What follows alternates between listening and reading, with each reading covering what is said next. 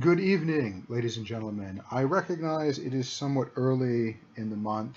I am breaking my own schedule again, but Sargon's recent reappearance on Twitter has made me decide to do a debunking video. Now, originally I wanted to do a whole bunch of these. A lot of people join together, all do videos at the same time, just hit Sargon with a wall of debunking. But that was not to be. Sargon, one, was only on Twitter for a couple of days, and two, nobody seemed particularly interested in engaging with him. So instead, you get this video. Now, what I am going to do here is go through a video Sargon has done on communism, and I'm really not certain how to say this outright. I'm becoming deeply concerned that Sargon is functionally illiterate. I mean, he forgets his own argumentation at the start. He has no clue, having read Kropotkin, what a couple of entire chapters even say. It's really fairly disconcerting listening to him here because he starts out with a premise and then halfway through refutes his own premise. He says Kropotkin said blah, blah, blah, when that's the exact opposite of what Kropotkin said. I can understand why people think he's a liar. And it's blatantly obvious he either has no clue what he's talking about or is deliberately lying through his teeth. But again, I like to give people the benefit of the doubt. I know he read Kropotkin. So the question is, did he not understand what he read, or is he simply lying? But let's get into the video. We'll see as this progresses. Communism will always fail, and I'll explain to you why. Communism is the name we give to a selection of far-left ideologies, a colloquial name, centered around the abolition of private property and the collective ownership of the means of production in order to create a stateless, classless society. Now, before we proceed, for some reason I've managed to develop a sore throat, so this is going to be a pretty rough video. I apologize for that in advance. However, let's look at what Sargon has just said. The end goal of communism is a stateless, classless society. I repeat again, stateless, classless society. I'm pointing this out for a reason. It's going to be very, very important later as he repeatedly conflates communism with state control of the means of production. How can the state control the means of production if there is no state? Not all of these ideologies are derived from Marx, but finding a non-Marxist communist is like trying to find a sober man in a bar. Yeah, I have no clue what that joke was about either. Marx's proposed method of attaining communism goes something like this. From the Middle Ages, we inherited an aristocracy that maintained feudalism, a system of inherited privilege for the aristocracy alone. This was abolished after a revolution of the bourgeoisie and replaced with liberalism, a component of which is capitalism. The capitalists, the owners of capital, use their wealth to purchase the means of production, monopolizing them and essentially enslaving the proletariat, the working man who owns no property. I have argued for some time that capitalism was functionally economic feudalism, that the privileges enjoyed previously by dukes, barons, and counts translated to CEOs and stockholders almost directly, merely changing from political privileges to economic privileges. But again, I'm not really disagreeing with his argument. It's more nuance than anything else. From the downtrodden workers would come a class revolution that would remove the source of the bourgeoisie's oppression, private property itself, so that everything would be collectively owned. This would be done via a worldwide revolution in which the dictatorship of the proletariat would democratize factories and farms, creating a system called socialism, in which all property would be held in the hands of the state, where it would be each according to their ability from each according to their ability, and to each according to their deed. So the starting position of Marxism is a meritocracy. And Sargon objects to this. Why? No idea. But what he does not discuss here is that need-based distribution is to occur only after equivalent labor is already achieved. That is, only after each and every person is performing the same or approximately the same amount of work is distribution to be based upon the needs of each and every person, or work equivalent to the needs they are asserting. This would eventually morph into a classless, stateless society by gradual devolution of power to worker cooperatives until there was only one class left, the proletariat. And everyone would have an equal share in the produce of mankind, from each according to his ability to each according to his need. Needless to say, this didn't happen anywhere. So you're flatly acceding communism has never been successfully implemented. Socialism has never been successfully implemented. Anywhere. Ever. And yet the response we consistently get from you, when we raise this point, that communism and socialism have never actually been implemented, is to ask where they were implemented. The dictatorship of the proletariat is an ideological construct that is represented in the person of the dictator. No, you dipshit. The dictatorship of the proletariat is a tongue-in-cheek reference for tyranny of the majority, the boogeyman of the capitalist bourgeoisie.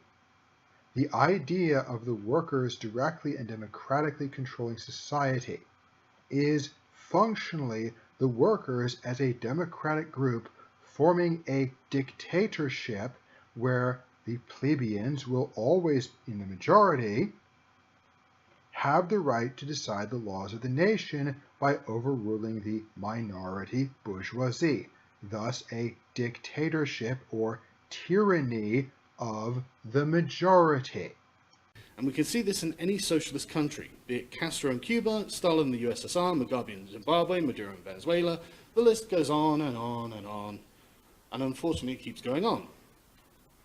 You just flatly stated that socialism and communism had never been implemented in any nation. Will you please make your mind up, sir? Lord Acton was doubtless correct when he said that power corrupts and absolute power corrupts absolutely. Because when you create a system that requires totalitarian control over a country and then put this absolute power in the hands of one man, he's remarkably reluctant to give it up. Which is why socialism explicitly calls for the direct and democratic control of the government by the workers in a tyranny or dictatorship of the majority or the proletariat. Let me repeat this because you don't seem to get this concept. A dictatorship of the proletariat is direct rule by popular referendum. Every single law must be voted on by all of the people, and the majority of the people decide what is or is not the law.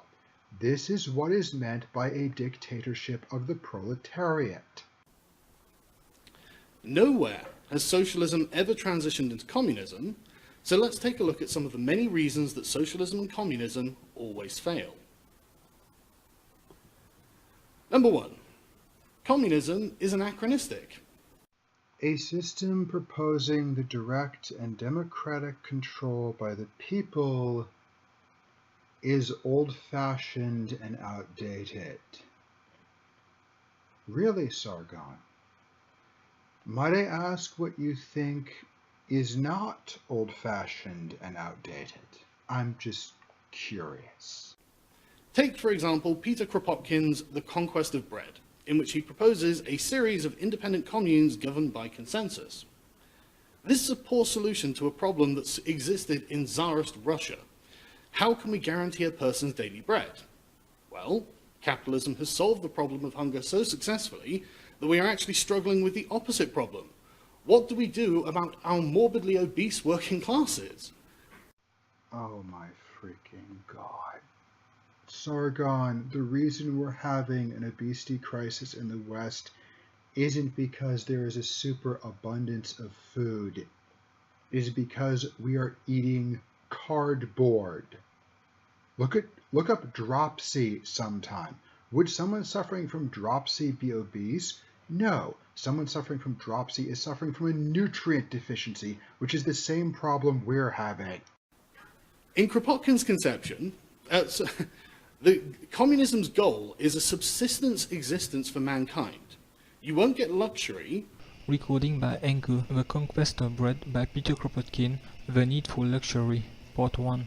After bread has been secured, leisure is the supreme aim. No doubt nowadays, when hundreds and thousands of human beings are in need of bread, coal, clothing and shelter, luxury is a crime. To satisfy it, the workers' child must go without bread, but in a society in which all have the necessary food and shelter, the needs which we consider luxuries today will be the more keenly felt.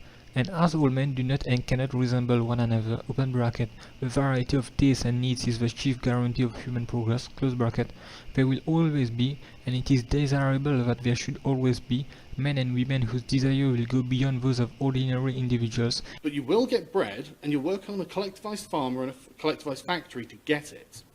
We have already mentioned that by working 4 or 5 hours a day, till the age of 45 or 50, men could easily produce all that is necessary to guarantee comfort to society. But the day's work of a man accustomed to toil does not consist of 5 hours. It is a 10 hours day for 300 days a year, and lasts all his life. Of course, when a man is harnessed to a machine, his health is soon undermined and his intelligence is blunted.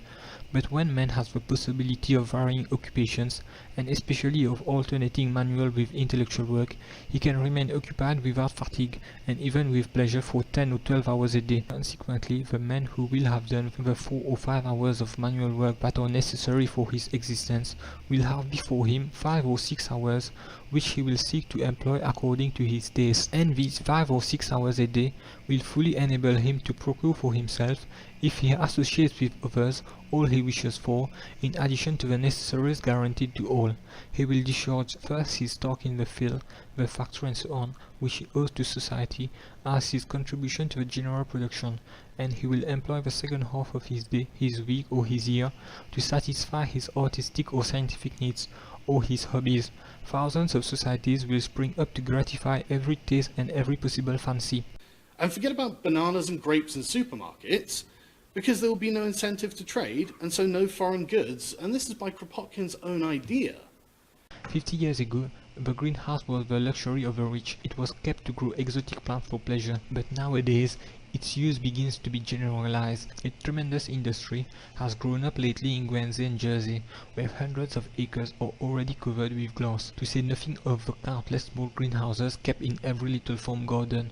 Acres and acres of greenhouses have lately been built also at Worthing, 103 acres in 1912, in the suburbs of London. In March, Belgium grapes are sold at from 6D to 8D, while in October grapes cultivated in immense quantities under glass and with a little artificial heating in the environs of London are sold at the same price as grapes bought by the pound in the vineyards of Switzerland and the Rhine, that is to say for a few halfpence. Yet they still cost 2/3 too much, by reason of the excessive rent of the soil, and the cost of installation and heating, on which the gardener pays a formidable tribute to the manufacturer and the middleman. This being understood, we may say that it costs next to nothing to have delicious grapes under the latitude of, in our misty London in autumn. In one of the suburbs, for instance, a rush glass and plaster shelter, 9 feet 10 inches long by 6½ feet wide, resting against our cottage, gave us about 50 pounds of grapes of an exquisite flavour in October, for 9 consecutive years. The crop came from a Hamburg vine stalk, 6-year-old, and the shelter was so bad that the rain came through. At night the temperature was always that of outside. It was evidently not heated, for it would have been as useless as heating the street. And the care which was given was pruning the vine half an hour every year, and bringing a wheelbarrowful of manure, which was thrown over the stalk of the vine, planted in red clay outside the shelter.